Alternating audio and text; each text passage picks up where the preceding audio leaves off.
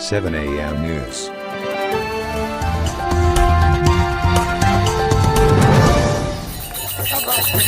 हाथी पर भैया रे हाथी पर हौदा हूँ दुख जोर से, हाथी पर हौदा हूँ दुख जोर से, हाथी पर हौदा हूँ दुख जोर से, जानी ना जाओ। नमस्कार, मैं हूं वीरेंद्र कुमार विवेक और आप देख रहे हैं 7am न्यूज। सबसे पहले आप सभी दर्शकों को होली की अग्रिम हार्दिक शुभकामनाएं। जैसा कि आप जानते हैं, ये जो मास चल रहा है, ये मास जो है फागुन का है और उस फागुन के महीने में जब अंत होता है यानी पूर्णिमा का जब समय आता है तो हम लोग होली मनाते हैं। और उस होली में लोग जो है खूब झूमते हैं, नाचते हैं, खुशी मनाते हैं।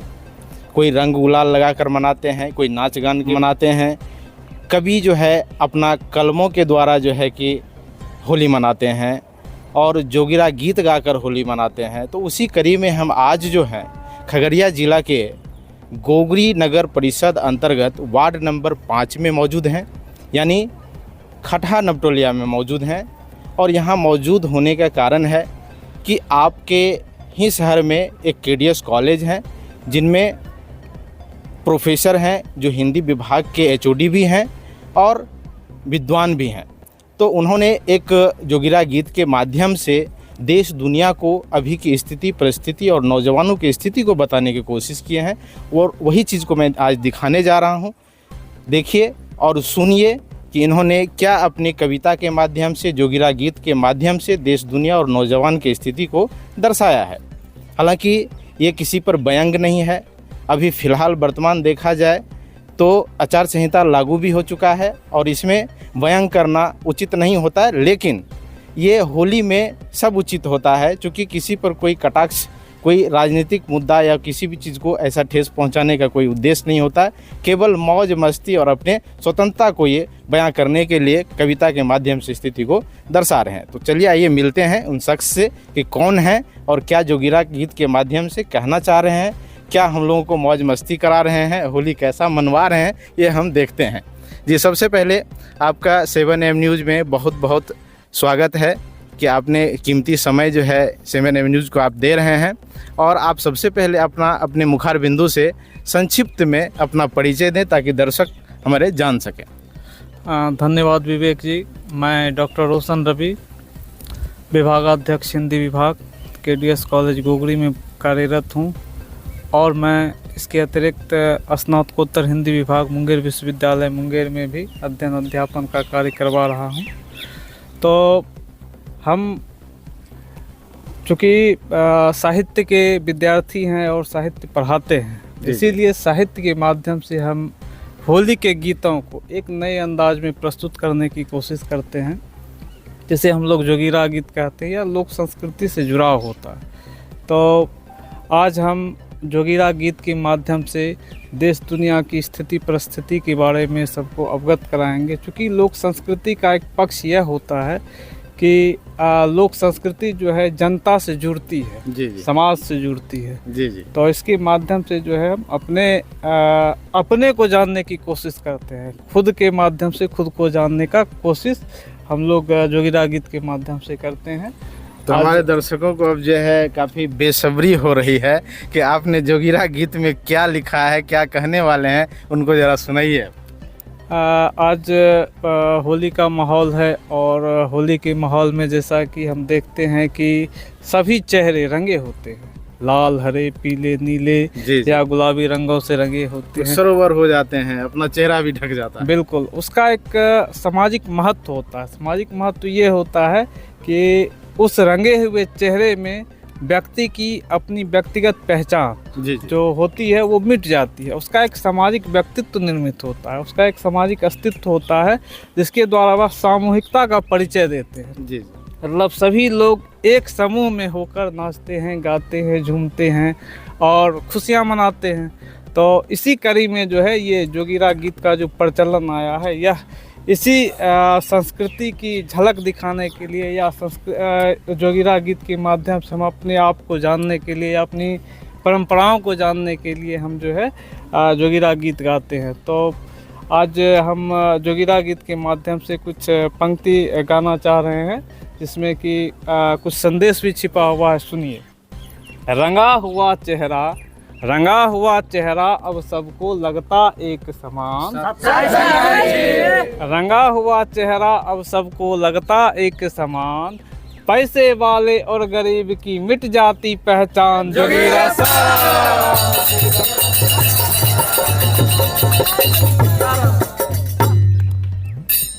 अब आजकल हम लोग देखते हैं लोग नशा पान के आदी हैं। वह तो घातक है ही, सामान्यतः जो है नशा पान जो है इंसान के लिए या इंसान के स्वास्थ्य के लिए घातक होता है, लेकिन उससे भी घातक आजकल एक नशा है, वह जो है धन का नशा होता है। ये धन का जो नशा होता है यह समाज में विभेद पैदा करता है, समाज में विभेदीकरण की स्थिति पैदा करता है।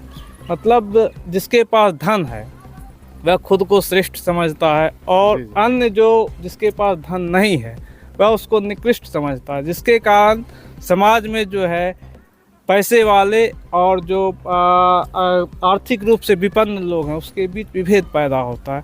तो इस विभेद को जो है होली के गीतों के माध्यम से जो है समाप्त करने की कोशिश की गई है। हम लोग चाहते हैं कि जो धन का नशा होता है, जो धन की अतिशयता से पैदा होता है, जी जी, तो उसके बारे में हम कुछ कहना चाहते हैं कि जो धन का नशा होता है उसके कारण क्या होता है कि लहजे में जो है एक तरह से अकड़ आ जाती है। जी जी, जो शारीरिक जो उसका जो व्यवहार होता है उसमें एक अकड़ आ जाती है कि मेरे पास पैसा है, मेरे पास धन है, तो वह जो है उसके लहजे में, उसके व्यवहार में, विचार में जो है प्रकट होता है। तो उसी की अभिव्यक्ति मैंने एक गीत के माध्यम से करने की कोशिश की है। सुनिए।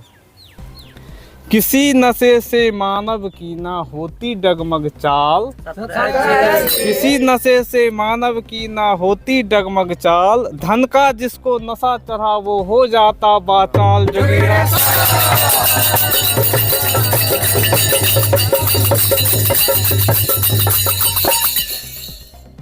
आजकल हम लोग देख रहे हैं कि हमारा समाज दो वर्गों में विभाजित है। एक जो श्रम करता है, दूसरा जो श्रम का जो है फल का उपभोग करता है, यानी अर्थात कहें तो परिश्रम।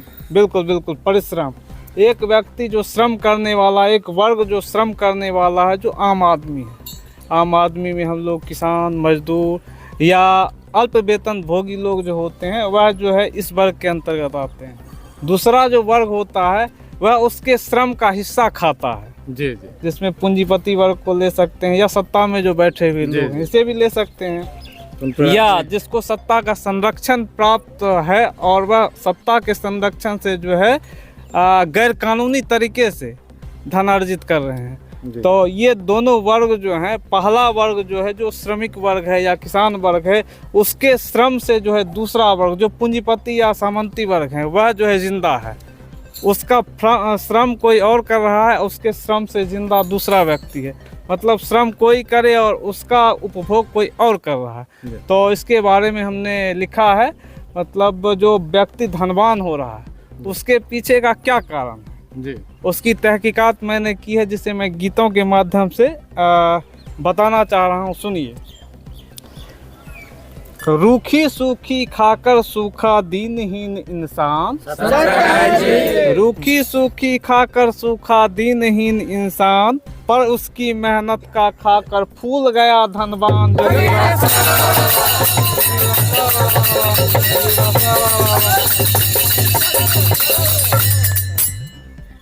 आजकल हम लोग देखते हैं एक अलग तरह का ज्ञान हमारे समाज में फैल रहा है जी, जो तथ्यहीन होता है।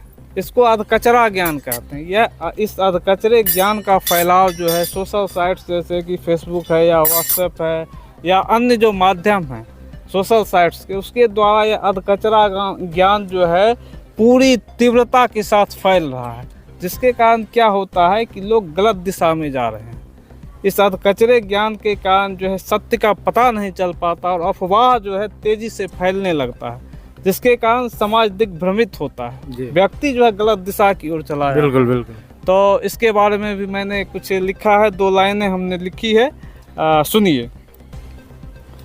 आवश्यक हो तभी बोले पढ़ा लिखा इंसान, आवश्यक है तभी बोले पढ़ा लिखा इंसान, अध कचरा तो बिन मांगे ही हरदम देता ज्ञान।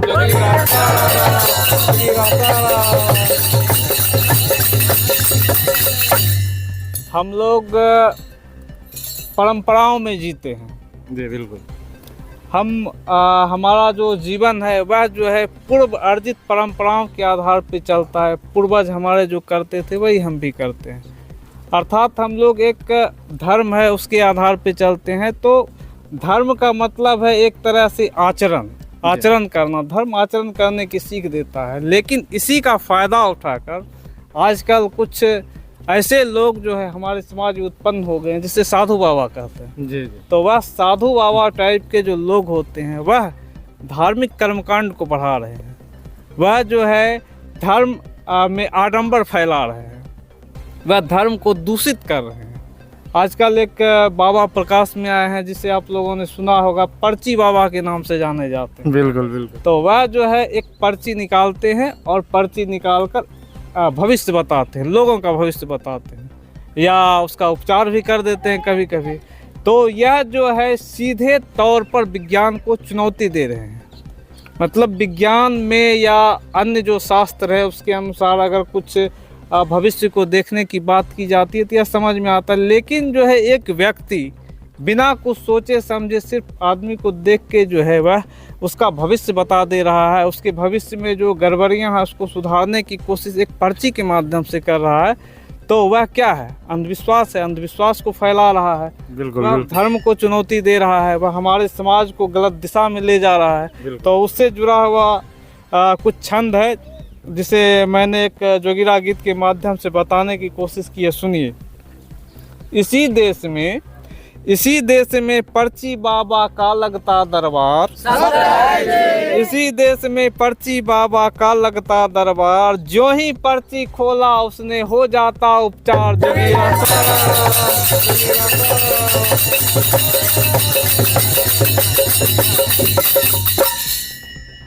हम लोग जैसा कि जानते हैं कि हमारा समाज आर्थिक गतिविधियों में लिप्त होता है।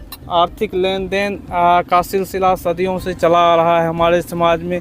इसी कड़ी में जो है कर्जा के लेने और देने का भी सिलसिला शुरू हुआ, कर्जे के लेन देन का सिलसिला शुरू हुआ, और वह आधुनिक काल में बैंकिंग प्रणाली के द्वारा संपन्न किया जा रहा है।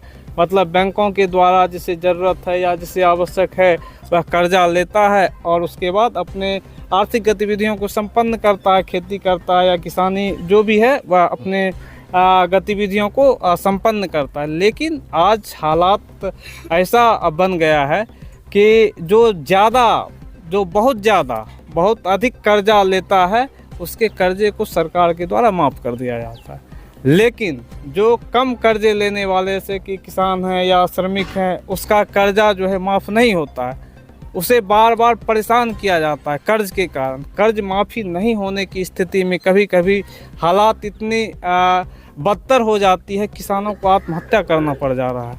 और जो बड़े पूंजीपति लोग कर्जा लेते हैं वह उसके कर्जे को या तो माफ़ कर दिया जाता है या नहीं माफ़ किया जाता है तो वो विदेश भाग जाते हैं और उसी पैसे से ऐशो आराम की ज़िंदगी जीते हैं। तो उसके बारे में मैंने कुछ लिखा है, सुनिए। कर्जा लेना और भागना, कर्जा लेना और भागना सबसे है आसान, कर्जा लेना और भागना सबसे है आसान, फिर भी कर्जे में डूबा है पूरा हिंदुस्तान।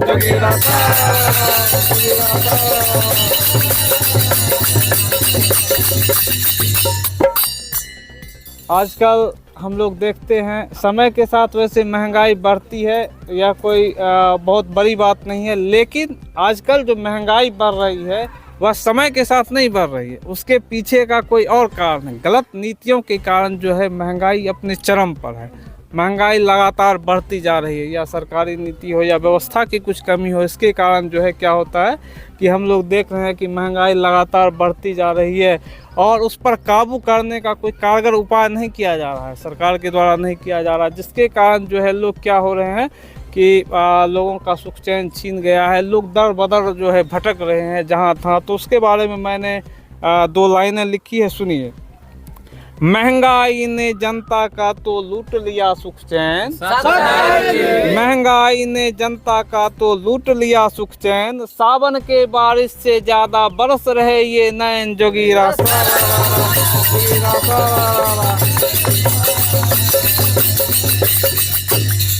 आजकल हम लोग देख रहे हैं रोजगार का मुद्दा, बेरोजगारी जो है चरम पे है, रोजगार मिल नहीं रहा है, रोजगार के अभाव में लोग दर दर भटक रहे हैं, उसे काम नहीं मिल रहा है।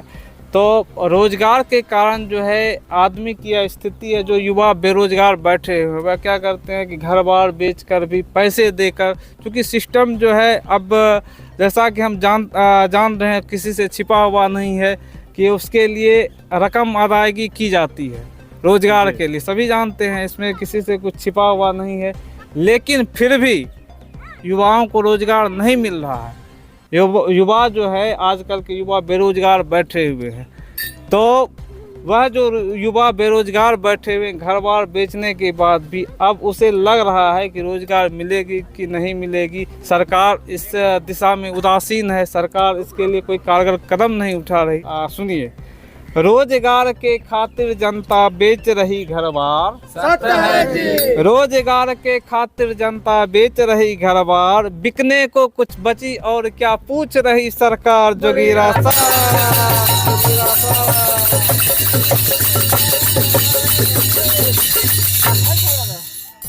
आजकल न्यूज़ चैनल में देख रहे हैं या विपक्षी पार्टियों के द्वारा सरकार पर यह आरोप लगाया जा रहा है कि कुछ व्यापारी जो है वह जो है सरकारी संपत्ति का कारोबार कर रहे हैं, मतलब सरकारी संपत्ति की खरीद फरोख्त की जा रही है, सरकारी संपत्ति निजी हाथों में सौंपा जा रहा है। तो उसके संबंध में मैंने लिखा है जोगीरा गीत के माध्यम से, सुनिए।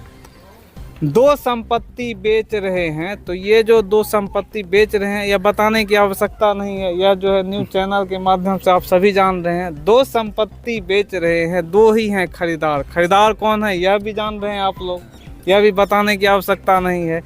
तो दो संपत्ति बेच रहे हैं, दो ही हैं खरीदार, दो संपत्ति बेच रहे हैं, दो ही हैं खरीदार, सरकारी संपत्ति का यूं होता है व्यापार।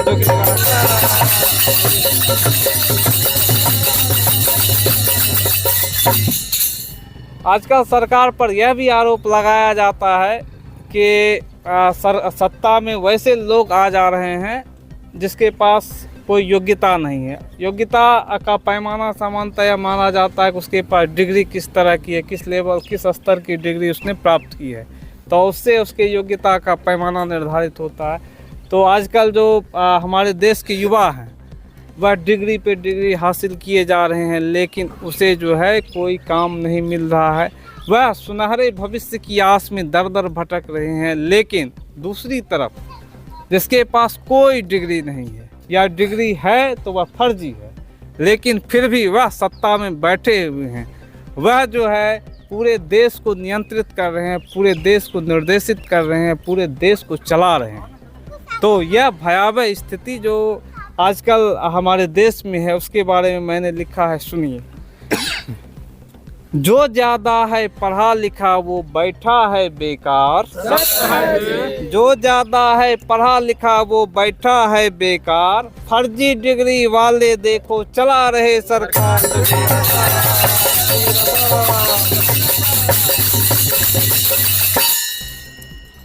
आजकल चुनावी चंदे की बात हो रही है। हाल के कुछ महीने पहले जो है चुनावी चंदे की चर्चा बहुत ज़्यादा सुनने को मिल रही थी।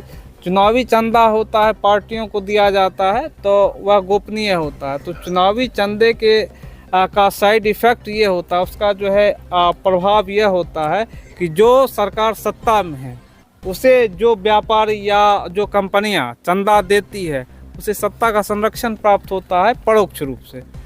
यह कहीं कहा नहीं जाता है या इसकी कोई घोषणा नहीं की जाती, लेकिन परोक्ष रूप से सत्ता का संरक्षण प्राप्त होता है। जाहिर सी बात है, अगर हम आपको कुछ दे रहे हैं तो उसके बदले में प्राप्त करने की इच्छा होती है।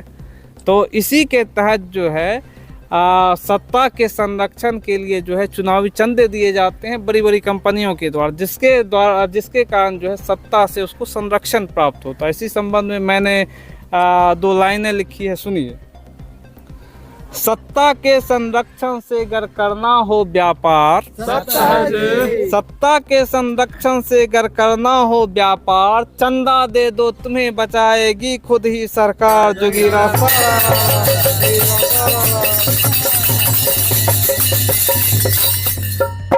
सच और झूठ, ये दो प्रवृत्तियां हैं, मानसिक प्रवृत्ति होती है सच और झूठ।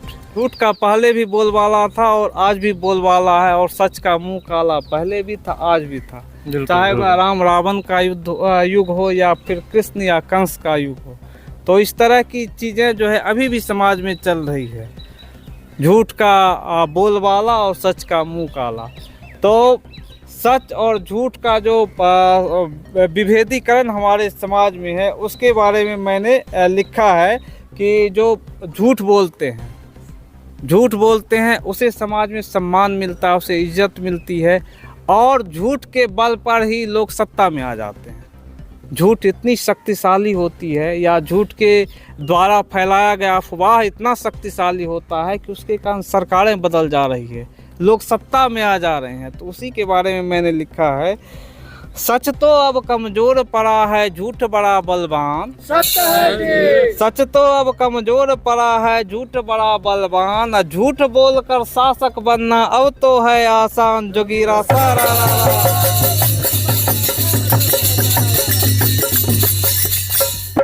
विपक्षी पार्टी जो आजकल विपक्ष में है, उनका आरोप प्राय सरकार पर कुछ ना कुछ लगता रहता है।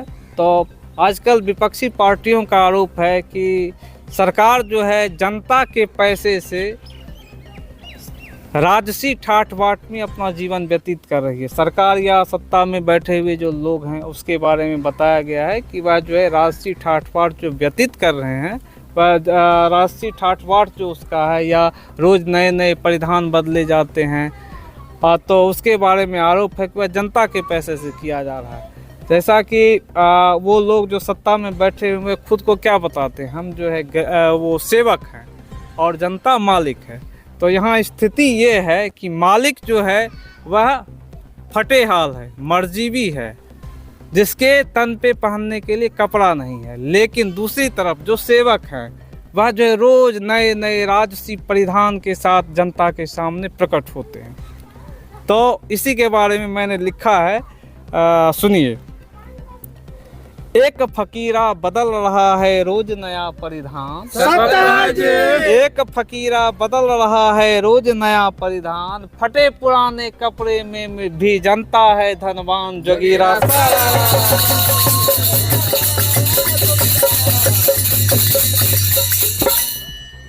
आजकल एक और आरोप लगाया जा रहा है कि जो सत्ता में बैठे हुए लोग हैं वह जनता की बात नहीं सुनते, वह अपने मन की बात कहते हैं, मन की बात प्रसारित करते हैं, अपने मन की बात पूरे जनता में फैलाते हैं। तब होना यह चाहिए कि जन की बात की जानी चाहिए, मन की बात नहीं।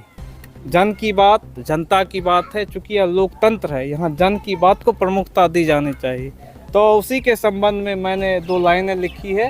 जो विपक्षी पार्टियों का आरोप है उसे मैं शब्दबद्ध मैंने किया है, उसे मैं बताना चाह रहा हूँ।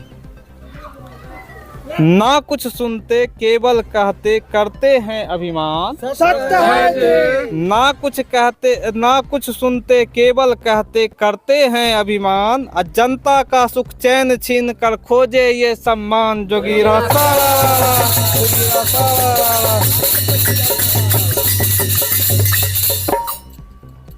विपक्षी पार्टी आजकल यह भी आरोप लगा रही है कि आजकल हिंदुस्तान में अभिव्यक्ति की स्वतंत्रता गायब है। लोग अपने स्वतंत्रता के अधिकार की मांग नहीं कर पा रहे हैं, क्योंकि यदि वह स्वतंत्रता के अधिकार की मांग करते हैं या अभिव्यक्ति की स्वतंत्रता को अभिव्यक्त करते हैं तो उसे भय रहता है कि कहीं कानूनी दाव पेचियों से उलझा ना दिया जाए।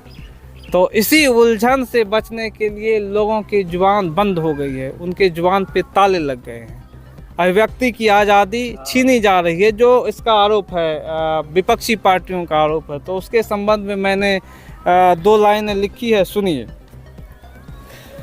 बुरे दौर से गुजर रहा है हम लोगों का देश, सत्य है जी। बुरे दौर से गुजर रहा है हम लोगों का देश, लोकतंत्र है कायम फिर भी मिलता ये संदेश, जोगीरा सारा।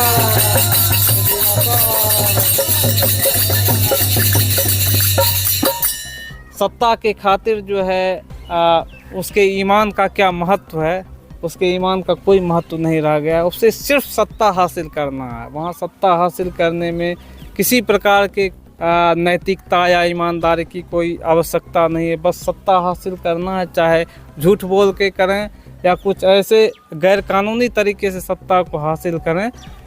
तो उसके बारे में मैंने कुछ लिखा है, सुनिए। सत्ता के खातिर तो नेता बेच रहा ईमान, सत्य है जी। सत्ता के खातिर तो नेता बेच रहा ईमान, झूठा वादा करके वो तो बदले रोज बयान, जोगीरा।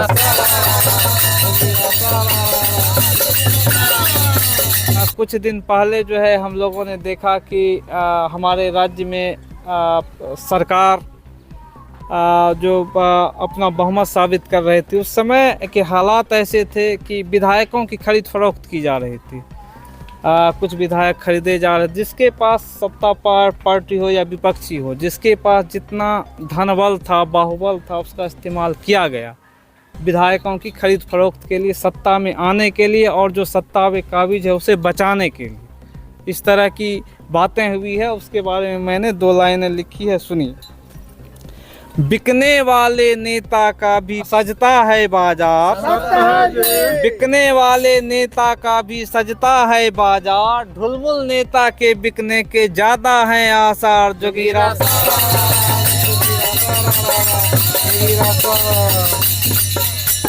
तो देश, दुनिया, समाज और उसमें इंसानों की स्थिति के बारे में जोगीरा गीतों के माध्यम से और भी कुछ कहना है, लेकिन चूंकि समय कम है इसीलिए जो है आज इतना ही। फिर अगली मुलाकात होगी तो फिर उस पर जो है चर्चा की जाएगी। धन्यवाद। चलिए, बहुत बहुत धन्यवाद 7am न्यूज़ में आपका समय देने के लिए।